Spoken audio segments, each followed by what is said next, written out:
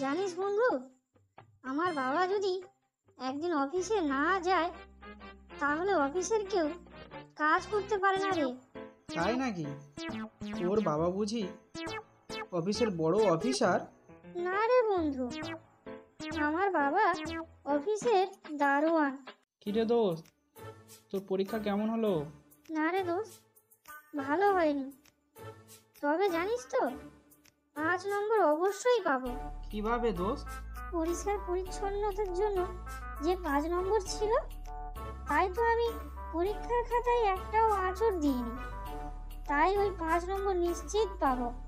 High, সর্বনাশ হয়েছে। আমিও তো তোর মতো পরীক্ষার খাতায় কোনো আঁচড় দিইনি। আমাদের দুজনের খাতা তো পুরো একরকম।